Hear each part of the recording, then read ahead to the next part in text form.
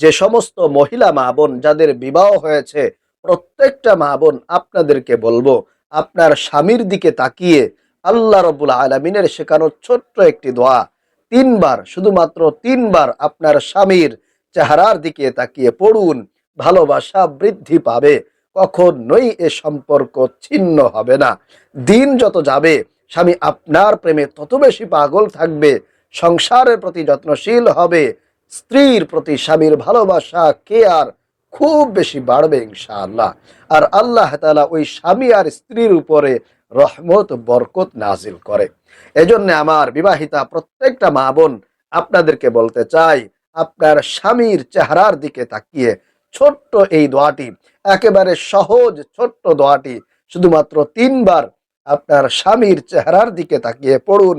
ইনশাআল্লাহ কখনোই আপনাদের স্বামী আর স্ত্রীর মধ্যে ঝগড়া লাগবে না, ফাসাদ হবে না, মনোমালিন্যতা তৈরি হবে না।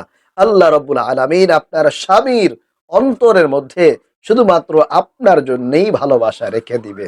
আল্লাহু আকবার। দিন যত যেতে থাকবে স্বামী আপনার প্রেমে তত বেশি আসক্ত হবে, আপনার প্রতি দুর্বলতা তার বেড়ে যাবে, আপনাকে পাগলের মতো মহাব্বত করতে শুরু করে দিবে। আল্লাহু আকবার।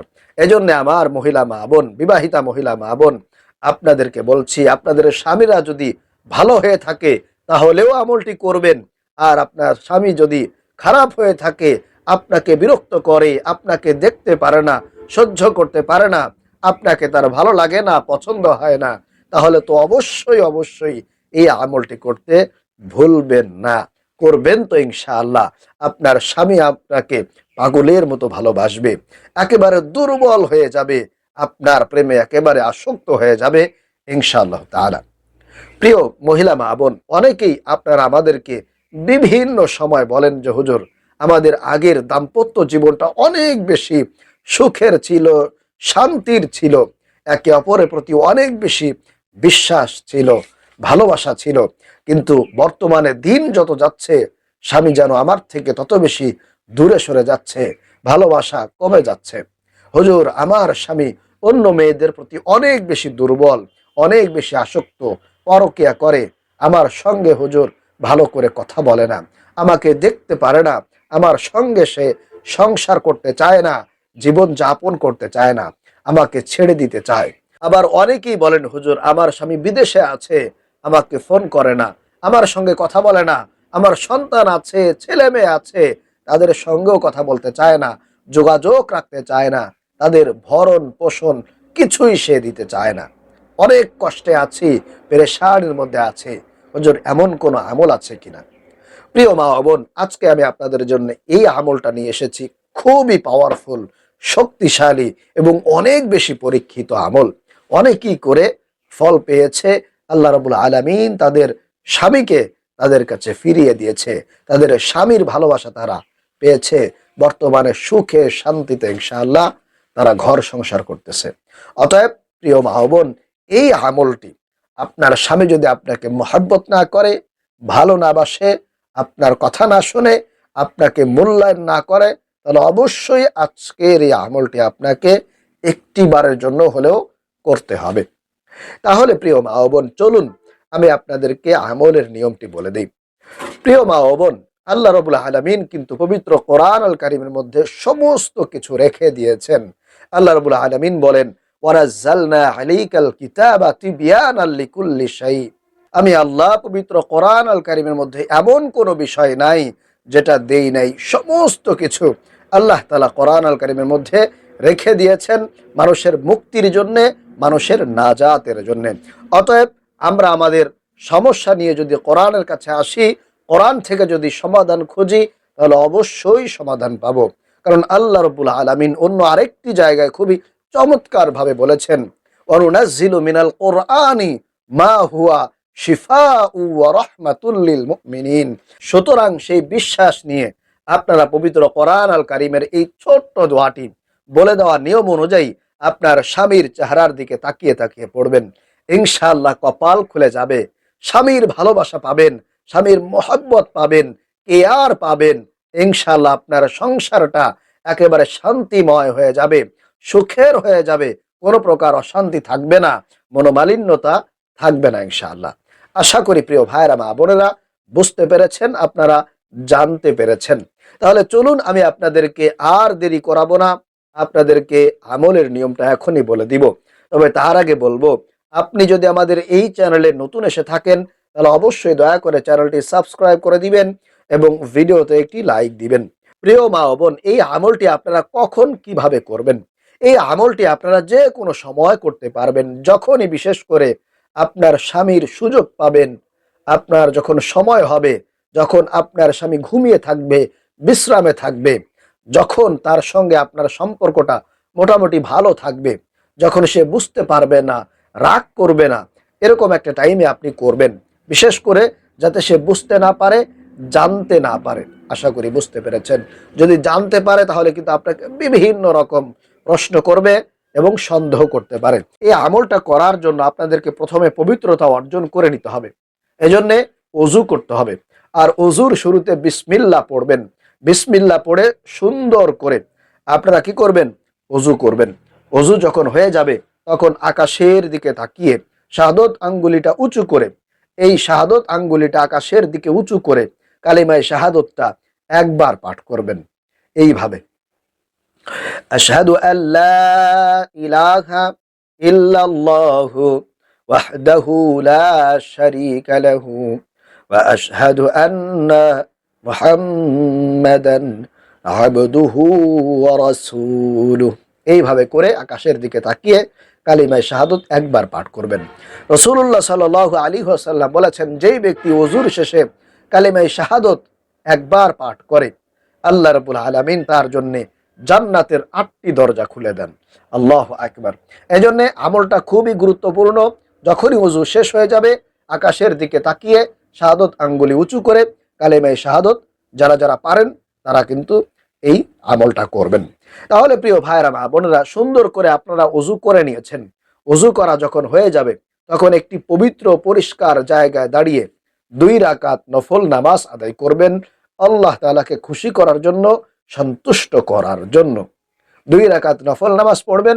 একেবারে সাধারণ নিয়মে, একেবারে সাধারণ নিয়মে আপনি নিয়ত করবেন যে আমি 2 রাকাত নফল নামাজ আদায় করছি আল্লাহ তাআলাকে খুশি করার জন্য, সন্তুষ্ট করার জন্য। আল্লাহু আকবার। তাহলেই হয়ে যাবে। তো প্রিয় মা বোন, এইভাবে করে নিয়ত করে দাঁড়িয়ে যাবেন। এরপরে সানা পড়বেন, তারপরে আউযু বিল্লাহ বিসমিল্লাহ সহকারে সূরাতুল ফাতিহা পড়বেন। এরপরে যে কোনো একটি সূরা যেটা আপনি ভালো পারেন, ভালো জানেন, এরকম একটি সূরা সূরাতুল ফাতিহার সঙ্গে আপনারা মিলিয়ে পড়বেন। মিলিয়ে পড়া হয়ে গেলে আল্লাহু আকবার বলে রুকু করবেন, এরপরে সেজদা করবেন। আবারও দাঁড়িয়ে গিয়ে আপনারা প্রথম রাকাতের মতো করে সূরাতুল ফাতিহার সঙ্গে যে কোনো একটি সূরা মিলিয়ে দ্বিতীয় রাকাত পড়বেন। আশা করি বুঝতে পেরেছেন। এইভাবে করে 2 রাকাতে 2টা সূরা মিলিয়ে উভয় দিকে সালাম ফিরিয়ে আপনারা 2 রাকাত নামাজ শেষ করবেন। নামাজ যখন পড়া হয়ে যাবে তখন আপনার স্বামী যদি ঘুমিয়ে থাকে বা যখন আপনি আমলটি করতে চাচ্ছেন তখন আপনারা 3 বার ইস্তেগফার পাঠ করবেন। 3 বার ইস্তেগফার পাঠ করে নেবেন আল্লাহ তাআলাকে খুশি করার জন্য, আল্লাহ তাআলার কাছ থেকে সমস্ত গুনাহগুলো ক্ষমা করার জন্য, মাফ পাওয়ার জন্য আপনারা ইস্তেগফার পাঠ করবেন। ইস্তেগফার পাঠ করলে আল্লাহ রাব্বুল আলামিন খুশি হয়, বান্দার জীবন যৌবনের গুনাহগুলো ক্ষমা করে দেন। এজন্য যেহেতু আপনার স্বামী আপনাকে ভালোবাসে না, মোহাব্বত করে না, আপনার সঙ্গে সংসার করতে চায় না, আপনাকে ডিভোর্স দিতে চায়, আপনাকে ছেড়ে দিতে চায়, আপনার সঙ্গে সংসার করতে চায় না, এটা তো আপনার জন্য একটা বিপদ, আপনার জন্য একটা সমস্যা। এজন্য আল্লাহ তাআলার কাছে আগে প্রথমে ক্ষমা চাইবেন, মাফ চাইবেন ইস্তেগফার পাঠ করার মাধ্যমে। আপনারা এইভাবে 3 বার ইস্তেগফার পাঠ করবেন। আস্তাগফিরুল্লাহ রাব্বি মিন কুল্লি যামবি ওয়া আতুবু ইলাইহি। আস্তাগফিরুল্লাহ রাব্বি মিন কুল্লি যামবি ওয়া আতুবু ইলাইহি। আস্তাগফিরুল্লাহ রাব্বি মিন কুল্লি যামবি ওয়া আতুবু ইলাইহি। এইভাবে করে ইস্তেগফার পাঠ করবেন। এরপরে 2 নম্বরে 3 বার দুরূদ শরীফ পাঠ করবেন। নামাজের দুরূদ, দুরূদ ইব্রাহিম পাঠ করবেন অথবা ছোট্ট দুরূদ সাল্লাল্লাহু আলাইহি ওয়াসাল্লাম, সাল্লাল্লাহু আলাইহি ওয়াসাল্লাম, সাল্লাল্লাহু আলাইহি ওয়াসাল্লাম, এই ছোট্ট দুরূদ পাঠ করবেন। অথবা চাইলে নামাজের দুরূদ পড়বেন। আল্লাহুম্মা সাল্লি আলা মুহাম্মাদ ওয়া আলা আলি মুহাম্মাদ কামা সাল্লাইতা আলা ইব্রাহিম ওয়া আলা আলি ইব্রাহিম ইন্নাকা হামিদুম মাজিদ। আল্লাহুম্মা বারিক আলা মুহাম্মাদ ওয়া আলা আলি মুহাম্মাদ কামা বারাকতা আলা ইব্রাহিম ওয়া আলা আলি ইব্রাহিম ইন্নাকা হামিদুম মাজিদ। এইভাবে করে আপনারা নামাজের দুরূদ, দুরূদ ইব্রাহিম 3 বার পাঠ করে নেবেন। এরপরে আপনার স্বামীর কাছে চলে যাবেন। যদি ঘুমিয়ে থাকে তাহলে একেবারে তার পাশে বসে আপনারা তার চেহারার দিকে তাকিয়ে এই ছোট্ট দোয়াটি 3 বার পাঠ করবেন, আউযু বিল্লাহ বিসমিল্লাহ সহকারে। এইভাবে পাঠ করবেন। আপনার স্বামীর দিকে তাকিয়ে আপনারা পড়বেন, আউযু বিল্লাহি মিনাশ শাইতানির রাজীম, বিসমিল্লাহির রহমানির রহিম, ওয়া আলকাইতু আলাইকা মাহাব্বাতাম মিন্নি, ওয়া আলকাইতু আলাইকা মাহাব্বাতাম মিন্নি। মনে করেন এই হাতটা হচ্ছে আপনার স্বামীর চেহারা বা মুখমণ্ডল। তো আপনি আপনার স্বামীর চেহারার দিকে তাকিয়ে আপনার স্বামীর মুখমণ্ডলের দিকে ফিরে আপনারা এই দোয়াটি 3 বার পড়বেন, ওয়া আলকাইতু আলাইকা মাহাব্বাতাম মিন্নি, ওয়া আলকাইতু আলাইকা মাহাব্বাতাম মিন্নি, ওয়া আলকাইতু আলাইকা মাহাব্বাতাম মিন্নি, ওয়া আলকাইতু আলাইকা মাহাব্বাতাম মিন্নি। আপনারা এইভাবে করে পড়বেন। এরপরে সর্বশেষ আবারও 3 বার দুরূদ শরীফ পাঠ করবেন, সাল্লাল্লাহু আলাইহি ওয়াসাল্লাম, সাল্লাল্লাহু আলাইহি ওয়াসাল্লাম, সাল্লাল্লাহু আলাইহি ওয়াসাল্লাম। তো যখন আপনার দোয়াটা 3 বার পড়া হয়ে যাবে, যদি সম্ভব হয় আস্তে করে হালকাভাবে একটা ফুঁক দিবেন আপনার স্বামীর চেহারার দিকে ফিরে, আস্তে করে একটা ফুঁক দিবেন এভাবে, যাতে সে বুঝতে না পারে। যদি বুঝতে পারে, জানতে পারে, তাহলে কিন্তু আপনাকে বিভিন্ন রকম প্রশ্ন করবে, জানতে চাইবে, আপনাকে কিন্তু সন্দেহ করতে পারে। এই জন্য কোনোভাবে আপনার হাজবেন্ডকে বুঝতে দিবেন না, টের পাইতে দিবেন না, তাহলে কিন্তু বিভিন্ন রকম জিজ্ঞাসা আপনাকে করতে পারে। খুবই সাবধানতার সহিত এই আমলটা করতে হবে। অথবা আপনি আড়াল থেকেও একটু দূরে রেখে আড়াল থেকেও আপনি এই আমলটা করতে পারেন। আর যাদের যাদের স্বামীরা বিদেশে থাকে, দূরে থাকে, আপনি গ্রামে থাকেন, আপনার স্বামী ঢাকাতে আছে কিংবা দূরে আছে, আপনার কাছে থাকে না, সেক্ষেত্রে আপনার স্বামী যখন আপনাকে ফোন দিবে, কল দিবে ইমুতে বা ভিডিও কলে, যখন তার সঙ্গে কথা বলবেন, তাকে দেখে দেখে যখন আপনি কথা বলবেন, তখন আপনার সেই ভিডিও কলে আপনার স্বামীকে রেখেই আপনি এই আমলটা করতে পারেন। তাহলে ইনশাআল্লাহ আল্লাহ তাআলা আপনার স্বামীর অন্তরটাকে আপনার প্রতি নরম করে দিবেন, একেবারে গলিয়ে দিবেন, আপনার প্রতি আপনার স্বামীকে দুর্বল করে দিবেন। আশা করি বুঝতে পেরেছেন। তাহলে প্রিয় মা ও বোন, যারা যারা এই আমলটি করতে চান, তারা অবশ্যই কমেন্টস করবেন, অনুমতি চাইবেন, আমি আপনাদেরকে ইনশাআল্লাহ অনুমতি দিব। আর ভিডিওতে অবশ্যই একটি লাইক দিবেন। যারা যারা চ্যানেলটি সাবস্ক্রাইব করেন নাই, চ্যানেলটি সাবস্ক্রাইব করে আমাদের সাথেই থাকবেন। ইনশাআল্লাহ তাআলা আপনাদের সকলের জন্য খাস করে দোয়া করি, আল্লাহ তাআলা যেন আপনাদের, যাদের স্বামীরা বিশেষ করে আপনাদেরকে ভালোবাসছে না, আপনাদেরকে সময় দিচ্ছে না, আপনাদেরকে কষ্ট দিচ্ছে, যন্ত্রণা দিচ্ছে, আল্লাহ তাআলা যাতে করে এই আমলের মধ্য দিয়ে এর সকল সমস্যার সমাধান করে দিক। আমিন। আসসালামু আলাইকুম ওয়া রাহমাতুল্লাহি ওয়া বারাকাতুহু।